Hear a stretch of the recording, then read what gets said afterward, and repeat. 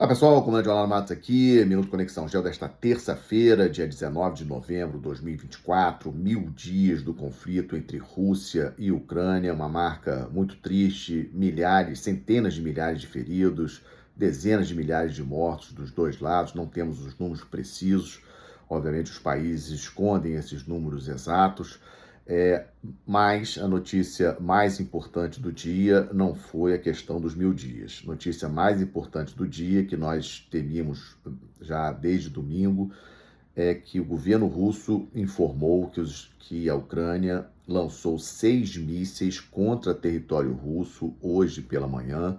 5 foram abatidos pela defesa antiaérea russa, um conseguiu parcialmente atingir o alvo, que seria um depósito de munições. A Ucrânia disse que efetivamente aconteceu, o porta-voz do governo ucraniano disse que efetivamente aconteceu esse lançamento, e aí, obviamente, ficamos na expectativa de qual seria a reação russa, tocando aí um tumulto nas mídias sociais, nas redes de televisão, entradas aí ao vivo de várias redes de televisão para falar sobre esse ataque da Ucrânia utilizando mísseis de longo alcance. Vocês devem lembrar que no domingo o presidente Biden dos Estados Unidos liberou o emprego pela Ucrânia desses mísseis de longo alcance. A Ucrânia estava proibida de usar qualquer armamento dos países da OTAN dentro de território russo. A Ucrânia só podia utilizar esses armamentos contra as forças russas que estão dentro do território da Ucrânia, cerca de 20%, entre 18% e 20% hoje do território ucraniano está tomado por forças russas, então a Ucrânia poderia utilizar esse armamento da OTAN contra essas tropas russas dentro do território ocupado, o território ucraniano ocupado pelo russo. Pois bem, esse lançamento desses 6 mísseis hoje muda tudo e exatamente no dia, não apenas no dia dos 1000 dias, mas também quando o presidente Putin assinou o decreto alterando a postura nuclear russa, que, teoricamente, pelo que está escrito no decreto, a Rússia teria legitimidade de atacar com armas nucleares um país que ajudasse outro país a atacar o seu território. Ou seja, teoricamente, a Rússia hoje poderia atacar os Estados Unidos com armas nucleares, porque a Ucrânia utilizou mísseis dos Estados Unidos contra o território russo. Isso seria uma loucura total. Rússia e Estados Unidos têm mais de 5.000 ogivas nucleares, são os países mais armados em termos de ogivas nucleares, muito mais do que os outros.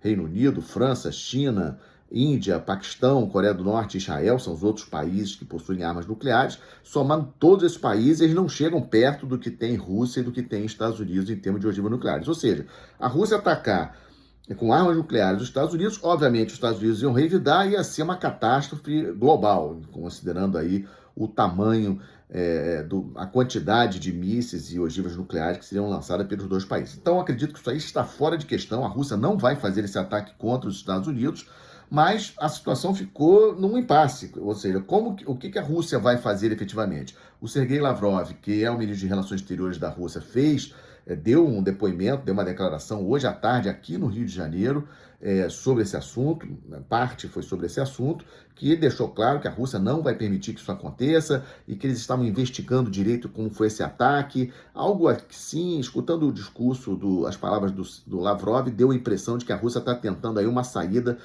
para justificar, acredito aí que no back channel, digamos assim, nos bastidores, a Rússia deve estar conversando com os Estados Unidos, talvez até indiretamente com a Ucrânia, alertando que isso não vai ser tolerado. Mas e se a Ucrânia continuar utilizando esses mísseis de longo alcance? Porque, teoricamente, o presidente Biden, no domingo, autorizou o uso desses mísseis de longo alcance contra território russo. Então, é uma situação muito tensa. Chegamos nesse marco de 1000 dias com as forças russas avançando no leste da Ucrânia, na região de Donetsk. A Rússia segue tomando algumas vilas, alguns lugarejos. A Ucrânia, obviamente, tenta se defender ao máximo.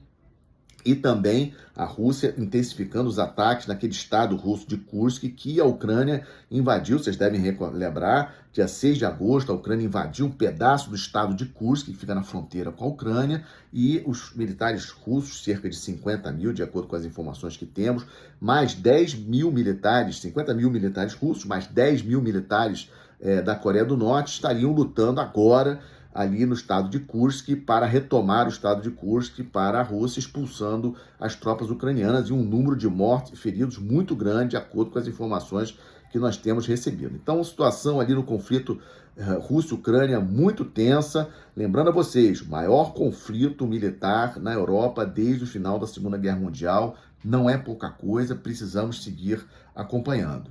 Hoje também, vocês já sabem, o último dia do G20, conseguiram aí amenizar o vexame daquela foto de ontem, que o presidente Biden, primeira-ministra Giorgia Meloni da Itália, primeiro-ministro Justin Trudeau do Canadá não participaram, a foto oficial do G20, tiraram uma outra foto hoje, mas também não foi um êxito completo, porque o presidente Milei da Argentina acabou não participando dessa foto que foi tirada hoje. Encerramento do G20, o presidente Xi Jinping está indo para Brasília, o presidente brasileiro também já está voltando a Brasília, porque amanhã o presidente chinês será recebido com honras de chefe de Estado, lá numa visita oficial do presidente Xi Jinping ao Brasil. Será amanhã em Brasília, algo bilateral Brasil e China.